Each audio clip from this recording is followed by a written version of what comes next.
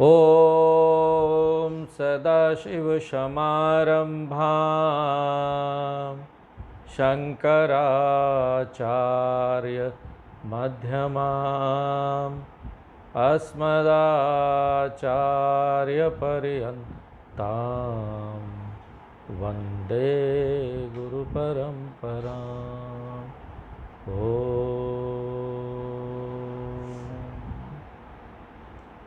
तो राम जी जनकपुरी में सबको दर्शन दे रहे हैं और जनकपुरी का पूरा राम जी के जो वहाँ पर प्रवास है राम जी का, उनका वर्णन करते हुए तुलसीदास जी यहाँ पर भगवान राम और लक्ष्मण की नित्य क्रिया भी हमको बताते हैं कि वो पूरा दिन कैसे अपना बिताते हैं।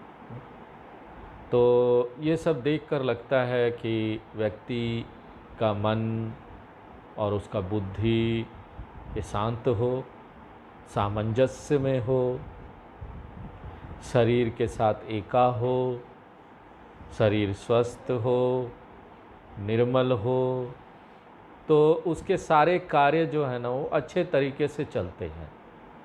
क्योंकि एक बार हम अपने शरीर को स्वस्थ रखते हैं, मन बुद्धि को ठीक रखते हैं, तो पूरे दिनचर्या में हमको क्या करना है स्पष्ट रूप से दिखाई देता है और उत्साह के साथ अपने प्रयास के साथ हम इसको करते हैं।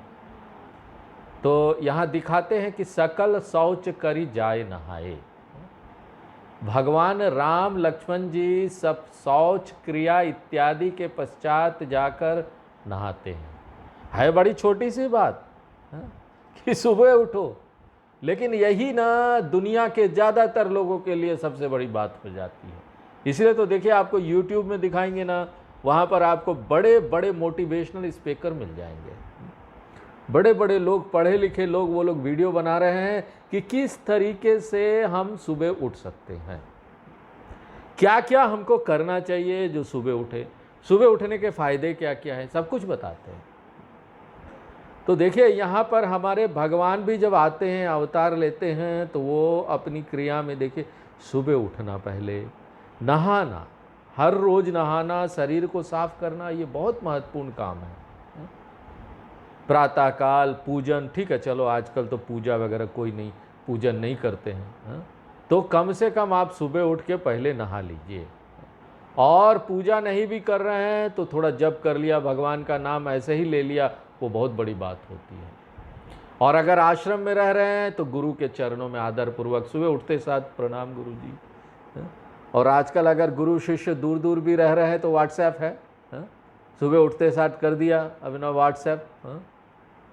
तो यहाँ पर देखिए कि ये भगवान राम जो परब्रह्म परमात्मा है, उसके अंदर कोई अहंकार नहीं है। ज्ञानी व्यक्तियों का व्यवहार ना इसी प्रकार अहंकार रहित होता है। इसलिए व्यक्ति की साधना ऐसी होनी चाहिए कि बुद्धि शुद्ध हो जाए, अहंकार मिट जाए, उसके स्थान पर विनम्रता आ जाए। किस तरह से हमको जीवन में व्यवहार करना है ये हमको पता चल जाए। हमको अपने जीवन को क्या बनाना है, क्या दिशा देना है, वो हम कर सकते हैं ना। किस तरह से हमको परिवर्तित करना है, किस तरह से हमको बदलना है, ताकि हम आध्यात्मिक विकास आगे कर पाएं, आध्यात्म के रास्ते में आगे बढ़ पाएं। ये हमारे लिए, देखो, पहले हमको अपनी बुद्धि को विश्वास दिलाना पड़ेगा, क्योंकि कोई भी कुछ बोलते रहे ना, यहाँ पर फर्क कुछ नहीं पड़ने वाला। गुरु जी बोलते रहे, दूसरे लोग बोलते रहे, देखो जप करना अच्छा है, जप करना चाहिए, लेकिन कभी होता है कभी नहीं होता है, कभी छोड़ देते हैं जब कभी करते हैं। तो बात इतनी सी है ना कि बुद्धि में अभी तक उसका महत्व नहीं आया है कि ये हमारे लिए कितना महत्वपूर्ण है, ये हमारा कितना भला करने वाला है। एक गुरु जी का भला नहीं करेगा। डॉक्टर के पास जाते हैं तो डॉक्टर बोलता है ना, आपको ये बीमारी है और आपको अब ये चीज़ें नहीं खाना है, नहीं तो आपके लिए जानलेवा होगा। अगर डायबिटीज़ है तो साफ बोल देंगे भाई चीनी बंद कीजिए, चीनी खाया तो मुश्किल होगी। और सुबह उठिए और मॉर्निंग वॉक कीजिए। डायबिटिक वाले को बोला जाता है सुबह उठ के आप चलिए, घास पर चलिए, जो भीगा भीगा घास होता है उससे खाली पांव चलिए डायबिटीज़ में। तो ये किसके लिए बताया जा रहा है? हा? जो व्यक्ति करेगा, जो बीमार है, उसको फायदा होगा, और करे ना करे डॉक्टर को तो कोई फायदा नहीं, नहीं करेगा भी तो डॉक्टर को और फायदा होने वाला है, दोबारा जाएगा और पैसा देगा डॉक्टर को। डॉक्टर साहब नहीं हो रहे हैं ठीक, अरे तो नहीं हो रहे ठीक, तो जो बताया गया उसको तो कर नहीं रहे हो ना। तो देखिए राम जी हमारे भगवान, कोई अहंकार नहीं, समय जानी गुर आयु सुपाई। अब उनको ये पता चल गया कि भाई अब गुरु जी की पूजा का समय है, और गुरु जी से आज्ञा लेकर दोनों भाई फूल लेने के लिए पुष्प वाटिका की ओर चले। हर चीज में हमको ना, कुछ भी हम करते हैं, अगर आश्रम में रह रहे हैं, गुरु जी के मार्गदर्शन में चल रहे हैं, तो भलाई इसमें है ना कि हर चीज पूछ के कर लो। उससे क्या होगा ना कि हमको जो इतनी दिनों से आदत हो गई है ना कि हम अपने हिसाब से चलेंगे, आदत हो जाती। इसीलिए देखो ज्यादातर लोग गुरु के पास जाने से डरते हैं, नहीं जाते हैं। क्यों? क्योंकि उनको अपना ईगो छोड़ना मुश्किल है, अहंकार छोड़ना मुश्किल है। हर चीज़ गुरु जी जो बोलेंगे, हम लोग जब आश्रम में जाते हैं, हमारे स्वामिनी जी हैं, हमारे गुरु जी लोग हैं, उनसे, उनके अंडर स्वामिनी लोग हैं, वो सब उन सीख रही है, उनके साथ रहती है, तो ब्रह्मचारी लोग हैं, सब रहते हैं। हर चीज़ वो पूछ के करते थे, तो हम लोगों को बड़ा हंसी आता था। हम लोग बैंक में ऑफिसर भैया वहाँ पर हम दूसरों को चलाते थे। अच्छा हमारे हमसे भिड़ रहे हो, आज चलो ये काम करो, चलो फाइल लेके आओ। आदत हो गई थी, हम अपने हिसाब से चलेंगे। और वो देख के हंसी आता था कि ये तो हर बात पूछ पूछ के करते थे, उस समय नहीं समझ में आता था। हर चीज़ गुरु जी से पूछ रहे हैं। कहीं निकल रहे हैं, गुरु जी हम निकल रहे हैं, यहाँ जा रहे हैं, दिन में 4 बार निकलेंगे तो 4 बार बता के निकलेंगे, और वापस आएंगे तो बताएंगे ये हम यहाँ पहुँच गए हैं, वो भी बताएंगे, हम मार्केट में पहुँच गए हैं, वो भी बताएंगे, और मार्केट में ये चीज़ मिल रही है वो भी बताएंगे, और फिर वापस आएंगे। तो हमको हंसी आती थी, लेकिन बाद में ये बात समझ में आई जब हमने गुरु जी के प्रवचन वगैरह सुनने शुरू किए। उन्होंने बताई कि भाई देखो इसका महत्व क्या है जब आप गुरु की बातों पर चलते हैं तो। गुरु की आज्ञा लेकर देखो फूल क्यों जा रहे हैं, ऐसा क्यों किया? ये आज्ञा लेकर अपने भी निकल सकते थे, चलो गुरु जी कही तो पूजा करना है, फूल लेने के लिए चलो ना, पूछने का क्या जरूरत है। तो ये बहुत महत्वपूर्ण साधना है। अब भलाई गुरु का नहीं होता इसमें कुछ भी। गुरु को क्या चाहिए? ना फूल चाहिए, ना आपका प्रेम चाहिए, ना आपका कुछ भी नहीं चाहिए। आप अपना भला कर लो ना। कोई गए थे बड़े गुरु के पास, यहाँ पर प्रसिद्ध गुरु हैं, लोग आते रहते हैं, बहुत भीड़ होती है, स्टेज के ऊपर है, उनके ऊपर लोग दूर से फूल वूल फेंकते हैं। श्री श्री रविशंकर जी के पास कोई गए थे, यहाँ पर आते तो बहुत भीड़ होती है, तो वहाँ पर गए और वो स्टेज पर चलते हैं, वो बीच में स्टेज बना होता है, दोनों तरफ भीड़ भाड़ लोग बीच में चलते हैं, उनके ऊपर फूल डालते हैं सब लोग। तो उन्होंने बोला देखो मुझे फूल देने की ज़रूरत नहीं है, बस मैं चाहता हूं कि ना तुम लोग फूल के जैसे खिल जाओ। तो यहां पर क्या है देखिए, ये सिस्टम इसलिए बनाया गया हमारी परंपरा में कि ना एक व्यक्ति प्रामाणिक ज्ञान को प्राप्त करके, क्योंकि अपने हम दिमाग से चलेंगे, हमको पता तो है नहीं कि क्या करना है, क्या कैसे करने से ठीक होगा। गुरु जी को पूरा ज्ञान है, उनको पता है। तो अगर हम उनके हिसाब से जल्दी पहुंचेंगे अपने हिसाब से चलते रहेंगे तो हो सकता है पहुंच जाए, लेकिन उसे कितना टाइम लगेगा कुछ बताया नहीं जा सकता। तो आसान ये है ना कि आप गुरु जी के हिसाब से चलिए और पहुंच जाइए। तो एक सुंदर बाग वहां पर रहने का स्थान बना हुआ, राम जी लक्ष्मण जी वहां पर वो रह रहे थे। तो जब बसंत ऋतु रही लो भाई, बगीचा इतना सुंदर था, ऐसा प्रतीत होता था कि बसंत ऋतु मोहित होकर रुक गई हो। अब था ही शहर जनकपुरी, इतना सुंदर शहर, 12 महीने नए नए फूल फल सब लगे, हर तरह के पेड़ सोच सोच कर लगाए गए थे कि अगर ये नहीं तो दूसरा पेड़ तो फल देगा ना। तो भगवान राम और लक्ष्मण देखते हैं कि बाग में बड़े सुंदर वृक्ष है, जो नाना प्रकार के दुर्लभ वृक्ष भी वहां लगे हुए हैं। और उन पर तरह तरह की बेलें, मंडप, फूल, इस प्रकार लताओं, जब भवन जैसे बने पड़े हैं वहाँ पर, इतना सुंदर है। हाँ? अब पता नहीं, अभी नई पिक्चर आ रही है राम जी के ऊपर, आदि पुरुष। अब उसका ट्रेलर देख के तो लगता नहीं है कि कि उस तरह से वो बना पाएंगे जिस तरह से तुलसीदास जी ने इतना सुंदर वर्णन किया है यहाँ पर। तो नव पल्लव फल सुमन सुहाय, नए पत्तों, फल, फूल से युक्त सुंदर वृक्ष ऐसे लग रहे थे मानो ना यहाँ पर कल्प वृक्ष है। और कल्प वृक्ष यानी कि जो मांगो वो मिल जाएगा। पक्षियां वगैरह वहां पर चहक रही है, चातक, कोयल, तोता, चकोर आदि पक्षियां मीठी मीठी बोली कर रही है। जो अलग अलग ऋतुओं में दिखाई देने वाले पक्षी है ना, वो एक साथ यहां पर बोल रहे थे। बगीचे के बीच बड़ा सुंदर सरोवर है, मनीषोपान।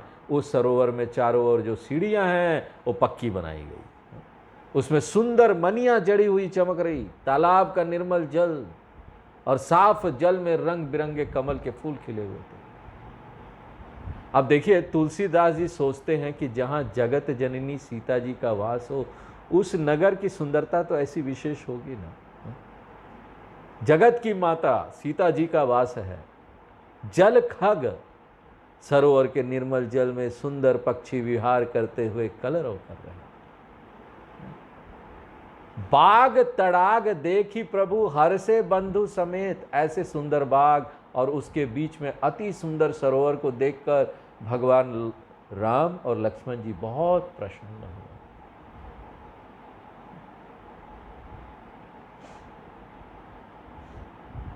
देखिए, बगीचा विशेष रूप से सुंदर है, ऐसा सुंदर दुनिया में और कहीं नहीं। इस तरह से वो सुंदर बगीचा था जहां पर ये लोग रह रहे।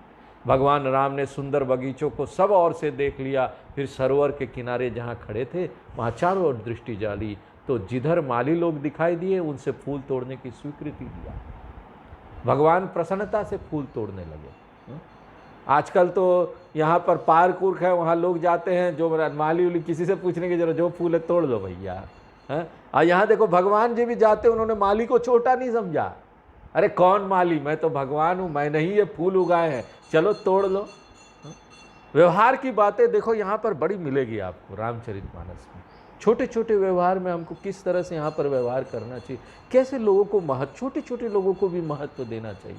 हम बहुत बड़े हैं ठीक है, लेकिन उनसे पूछ लेना, उनकी चीज है ना, उन्होंने उगाया है उसको।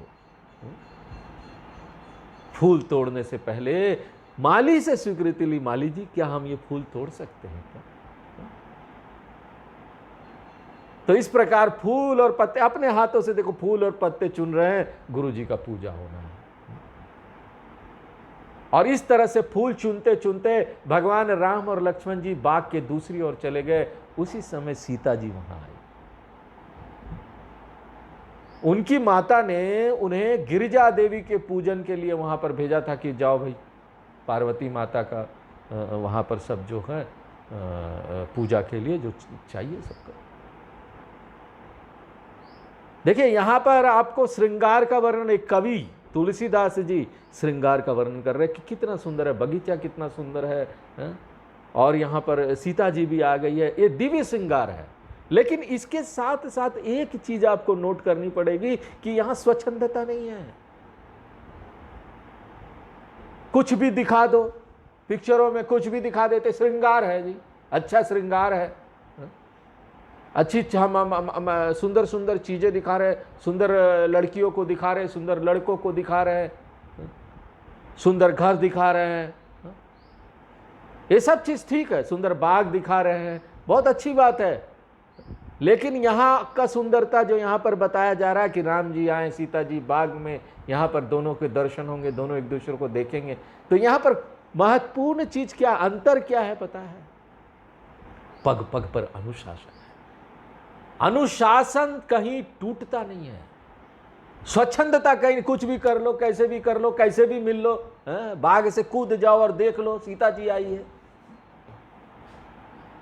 सीता जी भी अपने आप नहीं आई थी कि छुप छुपा के खिड़की से कूद के आ, सीता जी को माता जी ने भेजा था, जाओ तुम बाग में, पार्वती जी की पूजा के लिए जो चाहिए, माता जी की आज्ञा लेके आई थी। सीता जी के साथ सब भाग्यवान, जिसको भगवान के दर्शन होने थे वो भाग्यवान है ना। भाग्यवान कौन है बताओ? जो भगवान की तरफ मुड़े, भगवान का दर्शन की इच्छा रखे और रोज रोज भगवान की दर्शन रामचरितमानस गीता के माध्यम से रोज इस सत्संग में, इस सत्संग को पी पी कर भगवान का दर्शन करे। ऐसे बुद्धिमान लोग होते हैं, ऐसे लोग बुद्धिमान होते हैं।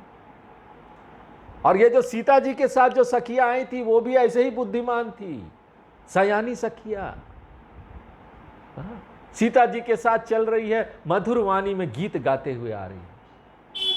सर समीप गिरिजा गृह सोहा, बाग के बीच जो बहुत सुंदर सरोवर था उसके समीप ही पार्वती जी का मंदिर भी था। मंदिर इतना सुंदर बना था कि वर्णन नहीं किया जा सकता। उनके दीवारों पर नक्काशी की गई थी और मन, देखिए सभी भवनों में यहां पर मनिया जड़ी हुई है। मनिया ऐसे जगह जगह मनी लगा दिया। आप सोच सकते हैं कैसा होगा सुंदर वो। ऐसा दिखा पाएंगे क्या? यहाँ पर पिक्चरों में भी दिखाने के लिए ना उनको सोचना पड़ेगा, कितने सारे उनको जो एक्सपर्ट को लाना पड़ेगा, जो सॉफ्टवेयर एक्सपर्ट्स हैं ना उनको लाना पड़ेगा कि किस तरह से हम ना ये रामचरितमानस, फिर भी वो नहीं कर पाएंगे जो तुलसीदास जी ने अपने शब्दों से यहाँ कर दिया है। मज्जनु करी सर सखी ने समेता, सखियों के साथ इस सरोवर में स्नान करके प्रसन्न मन होकर सीता जी गौरी मंदिर में पूजा करने लगती। देखो मन का प्रसन्न होना ना एक प्रकार से ना सगुन है, श्रेष्ठ सगुन है। जब आपका कोई कार्य आरंभ करने वाले हैं ना, उससे पहले यदि मन में ग्लानि हो, अच्छा नहीं लग रहा हो, अशांति हो, आपको समझ जाना चाहिए ना एक कार्य हो नहीं पाएगा। शुरू में ही अशांति हो रही है, शुरू में ही ग्लानि हो रही है, शुरू में ही इसको करने में अच्छा नहीं लग रहा है, आपको समझ कार्य नहीं हो पाएगा।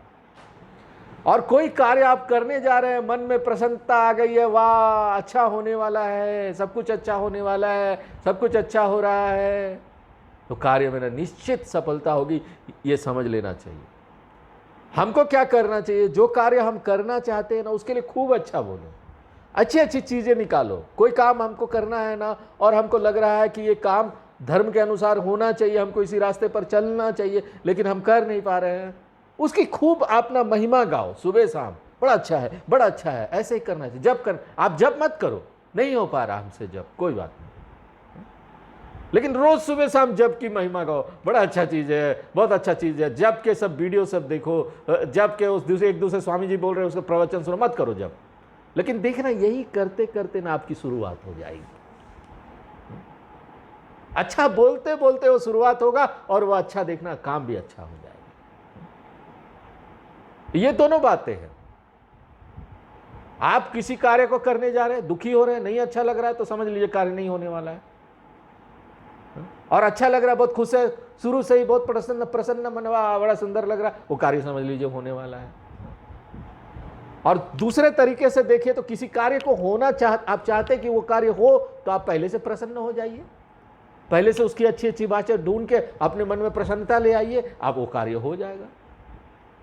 सीता जी ने मंदिर में जाकर बड़े प्रेम पूर्वक हृदय से पूजा की कि अपने अनुकूल वर उनको प्राप्त हो।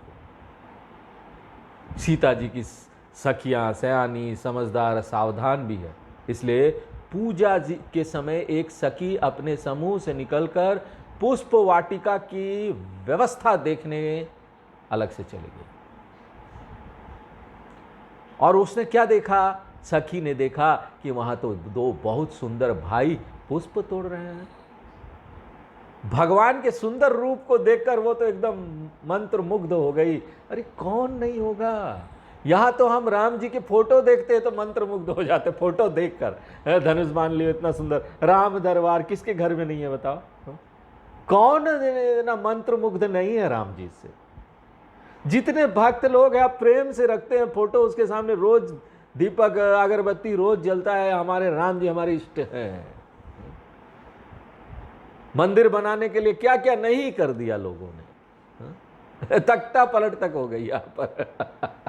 राम जी का मंदिर बनेगा, क्योंकि यहाँ पर घर घर में लोगों के मन मन में बसते हैं हमारे यहाँ राम जी। लोगों ने देखा नहीं, लेकिन सिर्फ कथावाचकों को रामचरितमानस, भागवत ये सब सुनकर ही ना ये घर घर में इस कथा को करते हुए ये आज लोगों के मन में ऐसी भावना है भगवान के प्रति। वहां तो सचमुच के भगवान थे उस बाग में, अब वो सचमुच के भगवान को देखकर क्या हाल हुआ होगा आप सोच सकते हैं। कल्पना कीजिए कि उसके चेहरे का क्या रिएक्शन होगा जो वो सखी गई होगी तो। और यहां देखिए बड़ा सावधान कर देते हैं रामचरितमानस में। प्रेम ऐसा नहीं कि चले सखी गए तो सखी ही मंत्रमुग्ध हो गई, पता चला सखी ही चले गई राम जी के पीछे, नहीं, ये प्रेम ऐसा नहीं था, ये प्रेम सात्विक प्रेम था। भगवान राम क्या है, परब्रह्म परमात्मा है, इसलिए उनके सुंदर रूप को देखकर तो कोई भी स्त्री क्या पुरुष भी मोहित होएगा ना। हा? भगवान को देखकर कौन नहीं मोहित होगा, हृदय से उनके प्रति प्रेम उत्पन्न हो जाता। वाह, क्योंकि वो खुद आनंद स्वरूप है, आनंद के स्रोत है, उनको जो देखेगा उनके मन में तो प्रेम आएगा ही, चाहे स्त्री हो चाहे पुरुष।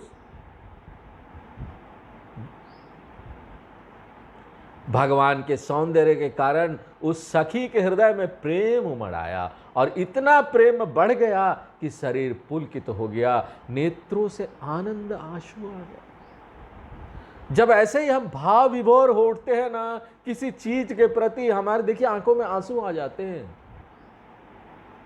मुख से कुछ बोला नहीं जाता, लेकिन क्योंकि एक साधक को सावधान रहना चाहिए, अपनी भावनाओं पर नियंत्रण उसको उसी समय कर लेना चाहिए, तुरंत विवेक करके भावनाओं पर नियंत्रण कर लेना चाहिए। अब उस सखी के मुख के भाव देखकर सब सखियां मधुर वाणी में पूछने लगी, बताओ तो सही तुम्हारा चेहरा ऐसे क्यों हो गया है, तुम इस तरह से भाव विभोर, इतना बोला नहीं जा रहा, आंखों में आंसू, क्या हो गया तुमको, बताओ तो क्या देख आई हो ऐसा।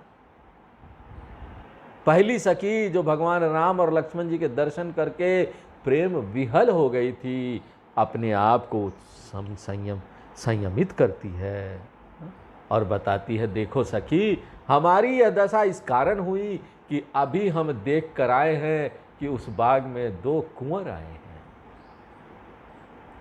और उसकी वचन उसने जैसा बोला सखी ने, उसे पता चलता था कि उस सखी को ना अभी पता नहीं था कि इनका परिचय क्या है। वो कुंवर बोल रही थी, वो बोल रही थी, दोनों बड़े किशोर अवस्था में है और हर प्रकार से सुंदर है, कहीं से कोई विकार नहीं है। भगवान में कोई विकार हो सकता है? भगवान की सुंदरता ऐसी है कि कोई विकार नहीं है, इसलिए तो उनको बोलते निर्विकार पर ब्रह्म परमात्मा। उनका वर्ण, उनका वेश, उनका चलना फिरना सभी कुछ सुंदर ही सुंदर था, कहीं दोष निकाल ही नहीं सकते थे। और वाणी से इस सौंदर्य का वर्णन करना असंभव है, क्योंकि गिरा नियन नयन बिनु वाणी, वाणी का कार्य बोलना है ना। वाणी देख सकती है क्या? नहीं देख सकती। और रूप सौंदर्य देखने वाले नेत्र बोल सकते क्या? नहीं बोल सकती। ये सब इंद्रियां अपना काम कर सकती, 5 इंद्रियां, ये एक दूसरे का काम नहीं कर सकती। कान बोलने का काम नहीं कर सकता, नाक देखने का काम नहीं कर सकता, आंख सूंघने का काम नहीं कर सकती। तो फिर ये रूप सौंदर्य का बखान कोई किस तरह से करेगा? विषय ज्ञान का सिद्धांत यह है ना कि स्वाभाविक रूप से जैसे नेत्रों की सहायता से रूप का ज्ञान मन बुद्धि को होता है, तो फिर उसी मन बुद्धि की प्रेरणा से वाणी रूप का वर्णन कर सकती है। लेकिन यहां पर देखिए भाव ये है ना कि भगवान का साक्षात्कार करके उस सखी का मन स्तंभित होकर ऐसा हो गया था कि अपने सारे कार्य ही भूल गई थी। उनका जो सुंदर रूप था भगवान का, उनकी आंखों में ठहर गया था। बुद्धि तो स्तंभित हो गई थी। अब जब आंखों का ज्ञान बुद्धि में गया नहीं तो वो वाणी से कैसे आएगा? उस ज्ञान को बुद्धि तक पहुंचाने वाला मन होता। जब आप आंखों से कुछ देखते हैं तो वो मन के माध्यम से जाता है बुद्धि पर। अब वो मन ही ठिकाने में नहीं रहा, मन ही चला गया तो क्या करे बताइए?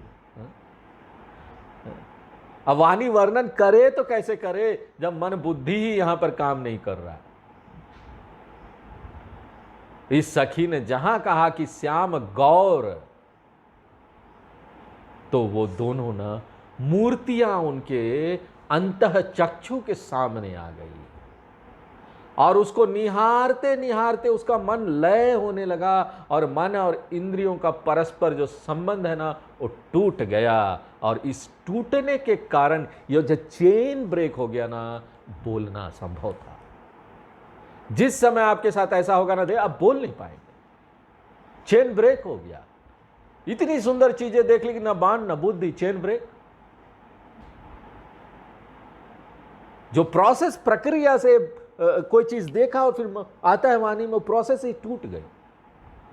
अब यह सब सुनकर अन्य सब सखिया जो बहुत सियानी बुद्धिमान है ना, बहुत हर्षित हुई और बुद्धिमान होने के कारण सखियों ने सीता जी के मुख्य भावों से यह जान लिया कि इनके मन में भी ना उन कुमारों को देखने की ना उत्कंठा उत्पन्न हो गई है। उन्होंने मुख से दूसरे साइड से देख लिया, हाँ सीता जी के भी मन में आ रहा, उनकी आंखों से ऐसा लगता। और इन सखियों ने अभी तक नहीं देखा है भगवान राम लक्ष्मण को, देखा नहीं है। इसलिए कहती है हमने सुना है कि ऐसे दो सुंदर राजकुमार विश्वामित्र मुनि के साथ आए, कल ही आए हैं यहां पर। वे श्याम और गौर वर्ण वाले हैं और बहुत सुंदर है, अपार रूप संपन्न। कीन है स्वबस नगर नर नारी, जिन्होंने नगर भर के स्त्री पुरुषों को मोहित करके अपने वश में कर लिया है। सारे लोग नाच रहे, गा रहे हैं, सब आनंदित है, कोई दुख नहीं है। भगवान आए हैं जनकपुरी में, बहारो फूल बरसाओ, जनक में राम आए हैं। और अब तो सीता जी भी है। नगर में जहां जाओ हर और मुनि के साथ आइए, ये दो राजकुमारों की चर्चा चल रही थी, सब लोग इन्हीं की चर्चा कर रहे हैं और सब लोग अवश्य देखना चाहिए, क्या बात है, क्या सुंदरता है। इतने भाव सब लोग सब कुछ अपने कार्य वगैरह सब भूल गए थे लोग। अरे इतनी सुंदर चीज है, तुम क्या कर रहे हो, क्या काम में लगे हो, जाओ देखो इधर, अभी दूसरा काम मत करो, एकाग्र हो जाओ। हम लोग भी साधना करते ना, ऐसे ही एकाग्र हो जाते ना भगवान के प्रति, ध्यान में भी एकाग्र हो जाते, दूसरा काम नहीं करना भैया। अभी तो बस भगवान का नाम है यहाँ पर, मैं और मेरा भगवान मेरे साथ है। अध्ययन करते करते भी कभी कभी ऐसा हो जाएगा, आप देखेंगे कि शास्त्रों का अध्ययन कर रहे हैं, मैं और शास्त्र है। शास्त्र क्या है यहाँ पर? जब हम बोलते हैं हम भगवान का संग करते हैं, तो अभी देखो ये हम लोग शास्त्र पढ़ रहे हैं ना, रामचरितमानस, ऐसा लगता है कि हम पहुंच गए वहां, हम भी वहां राम जी के साथ हैं और सीता जी के साथ हैं। और रामचरितमानस में तुलसीदास जी तो हमको दिखा देते अपनी वाणी से कि देखो तुम वहीं पर, एका हो जाता है। तो यह सखी भी आग्रह करती है कि देव योग से हमें जो ये सुअवसर प्राप्त हुआ है, हमें भी अवश्य देखना चाहिए ना। ऐसा पुण्य किसको प्राप्त होता है? जिसको बहुत पुण्य है ना, उसी को भगवान के दर्शन होते हैं। बड़े जीवन का पुण्य चाहिए, कर्मों का हिसाब होता है यहाँ पर। तो कई जन्म, हमारे एक जन्म हुए क्या, कितने जन्मों से हम चले आ रहे हैं, क्या क्या उल्टा सीधा काम करते हुए आ रहे हैं, कितने दुख झेलते हुए आ रहे हैं। और उसके बाद देखिए यहाँ पर आने के बाद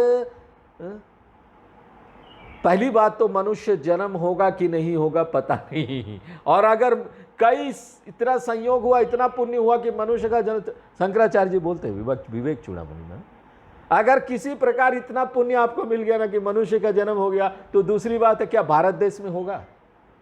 अगर किसी दूसरे अफ्रीकन कंट्री उधर कोई दूसरा यूरोपियन में हो गया, तो वहाँ पर क्रिश्चियन, इस्लाम, वहाँ पर आपको रामचरितमानस नहीं मिलेगा, वहाँ पर गीता नहीं मिलेगा, भगवान का ये संग नहीं मिलेगा।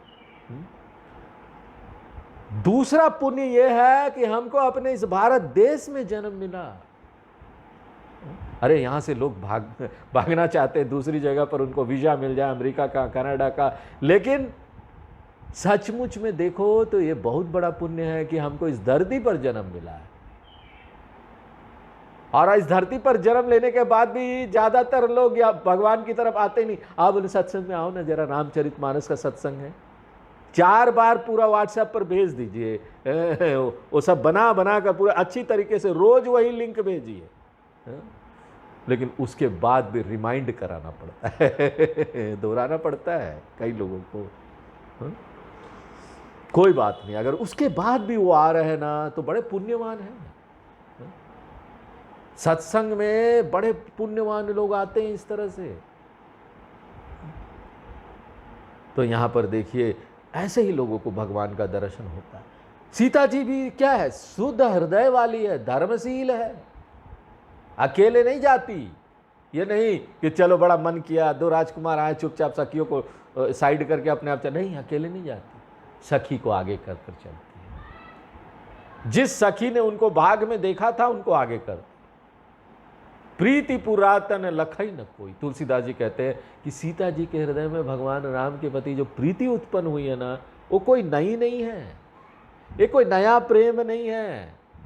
ऐसा जब किसी के प्रति अकारण प्रेम आपके हृदय में उत्पन्न हो जाए ना, ऐसा लगता है बड़े प्रेम आ गया है, तब यह समझ लेना चाहिए कि ये कोई पूर्व जन्म का है। अब सीता जी कौन थी? उन्हीं की अर्धांगिनी थी, हमारे विष्णु भगवान, लक्ष्मी माँ। अब पुराना प्रेम है तो वो क्यों नहीं आएगा? पूर्व जन्म का प्रेम होता है जब इस तरह से ना ये बातें होती है, इस तरह से प्रेम होता है। ये पुरातन प्रीति सीता जी को भगवान राम की ओर खींच ले गई, अपने पर खींचती चले गई कि ये तो जन्म जन्म का साथ है, खिंचाएगी क्यों? वे विचार करती जा रही थी कि इन कुमारों के दर्शनार्थ इतनी प्रीति मन में क्यों उठ रही है मेरे। और इतने में ना सीता जी को नारद जी के वचन याद आ गए। और नारद जी का वचन कभी झूठा नहीं होता, सदा सत्य होते हैं। इसलिए उनको ये निश्चित हो गया कि ये प्रीति जो उनको जो प्रेम आ रहा है ना, ये कोई वासना नहीं है, ये तो भक्ति वाला परम प्रेम है, पवित्र प्रेम है। आध्यात्म रामायण में वर्णन है कि सीता विवाह के समय जनक जी ने श्री वशिष्ठ जी तथा विश्वामित्र जी को बताया कि एक दिन वे जब एकांत में बैठे थे तो नारद जी आए और स्वागत पूजा आदि उन्होंने उनका किया। उसके बाद उन्होंने उनको बताया ये सीक्रेट बात। क्या सीक्रेट बात बताया? हे राजन, परमात्मा ने भक्तों पर कृपा करने के लिए राजा दशरथ के पुत्र के रूप में अवतार लिया है। वे भगवान राम हैं, उनकी आदि शक्ति तुम्हारे घर में सीता जी के रूप में अवतरित हुई है, वो भी अवतार सीता जी। अतः तुम इस बात का ध्यान रखना कि ना तुम अपना प्रयत्न करके सीता जी का परिग्रहण रघुनाथ जी के साथ ही करना उनका विवाह, क्योंकि ये पहले से ही परमात्मा की भार्या है, उनकी ही पत्नी है।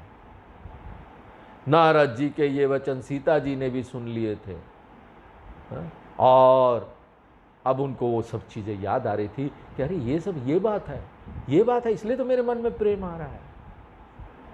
सीता जी के हृदय में उस समय भगवान राम के दर्शन की उत्कट लालसा थी। उस समय वो भयभीत मृगछोणी के समान अपने मुख और सुंदर नेत्रों को चारों ओर घुमा घुमा के देख रही है कि भगवान राम किधर है। मुझे उनके दर्शन होने चाहिए। तो यहां पर देखिए साधकों के लिए संकेत है, जो भगवान की साधना करते हैं ना उनके लिए यहां पर देखो मार्गदर्शन संकेत दिया गया है कि भगवान राम के रूप के प्रभाव का वर्णन सुनकर सीता जी की जैसी दशा हुई ना, वैसी दशा, वैसी उत्कट अभिलाषा जब साधक के हृदय में होगी तो उसे भगवान राम का दर्शन अवश्य होगा। खूब हमारे मन में ना खूब गहरी इच्छा होना अंदर गहराई से, तो कोई रोक नहीं सकता आपको भगवान के दर्शन होने से। अगर कोई बोलता है ना हमको भगवान नहीं दिखाई दे रहे, हमको दर्शन नहीं हो रहे, तो साफ बात है उसने अभी अपनी इच्छा ऐसी नहीं की जैसे सीता जी की हो रही थी। हमारी इच्छा अभी उतनी तीव्र नहीं हुई है, हम दूसरे चीजों में लगे हुए हैं। हमारा मन हमको देखना चाहिए, कोई एक मन है जहां दूसरी चीज में लगा हुआ तभी नहीं हो रहा है। अगर वही मन खींचकर पूरा आ जाए, एकाग्र हो जाए ना, तो यहां पर भगवान का दर्शन करने से हमको कोई रोक सकता है। भगवान भी नहीं रोक सकते उनका दर्शन करने से। तो इस तरह से ना हमारे मन में खूब इच्छा करो, सुबह शाम अगर आपको चाहिए ना, हमको ये दर्शन होना चाहिए, हमको ये जानना चाहिए। और इसी को हम लोग वेदांत में आगे जाते हैं, हम लोग आत्मबोध पढ़ना है तो वहां पर एक पात्रता बता देते हैं कि ये पात्रता आप में होनी चाहिए। क्या? मुमुक्षुत्वम क्या? मोक्ष प्राप्त करने की इच्छा। मोक्ष कैसे होगी? जब भगवान को जानोगे, उनका दर्शन करोगे तभी तो होगा ना। तीव्र इच्छा मुमुक्षुत्वम की, ईश्वर के पास जाने की, उससे एक होने की, उसके दर्शन करने की तीव्र इच्छा। कैसी तीव्र इच्छा? अगर कोई हमको विकल्प देना है, शास्त्र बोलते हैं, संस्कृत में एक श्लोक है, कैसी तीव्र इच्छा होनी चाहिए। अगर यहां पर आपको ना कोई बोल दे कि हम पूरे धरती भी आपको दे देंगे ना, और आप भगवान का साधना छोड़ दो, आप बोले जाओ यार अपनी धरती अपने पास रखो, हमको नहीं चाहिए ये सब। हमारी इच्छा तो है कि हम अपने प्रभु का दर्शन कर पाए, ऐसी इच्छा होनी चाहिए। और एक उदाहरण देते हैं आपको, एक स्वामी जी का उदाहरण है, बहुत आचार्य लोग इसको अलग अलग तरीके से बताते हैं ये उदाहरण को, कि एक शिष्य था, वो गया अपने गुरु के पास और गुरु जी से पूछा, गुरु जी हमको क्यों नहीं, आपको भगवान के दर्शन हो गए, हमको क्यों नहीं होते गुरु जी, क्या कारण है जो हमको नहीं होते। तो बोला चल तो समय आएगा ना मैं बताऊंगा, इसका तुमको जवाब मैं समय आने पर दूंगा। हाँ? और वो लोग रोज दोनों ना नदी में स्नान करने के, गंगा नदी में जाते थे स्नान करने के लिए। तो एक दिन ऐसे ही दोनों गए गंगा नदी में स्नान करने के लिए, गुरु और शिष्य। तो गुरु जी पहले स्नान करके बाहर निकले, ऐसे बैठे, और जब शिष्य डुबकी लगा रहा था स्नान करने के लिए, तो गुरु जी ने उसका सिर पकड़ के दबा दिया, अंदर पानी के अंदर दबा दिया, और छटपटाने लगा वो अंदर, पानी में मर जाऊंगा ये वो। उसके थोड़ी देर बाद गुरुजी ने उसको छोड़ दिया और उसके सिर जैसे उठाया कि ये आप क्या कर रहे थे, आप तो मुझे मार देते गुरुजी। तो बोलते बेटा अब समझ में आया कि भगवान को प्राप्त करने की इच्छा कैसी होनी चाहिए। अभी जैसे तुम अपने जान के लिए इच्छा कर रहे थे ना कि मेरा जान छूटे, यहां से मैं निकलूं इस पानी के बाहर से, वैसे इच्छा होनी चाहिए भगवान को प्राप्त करने की, तब तुमको दर्शन हो जाएंगे, कोई रोक ही नहीं सकता। जैसे मुझे हुए तुमको भी हो जाएंगे, हा? कौन रोकेगा। चलो आज यही विराम देते, आगे नेक्स्ट क्लास में देखेंगे। पूर्णमदः पूर्णमिदं पूर्णात् पूर्णमुदच्यते पूर्णस्य पूर्णमादाय पूर्णमेवावशिष्यते। ओम शांति शांति शांति।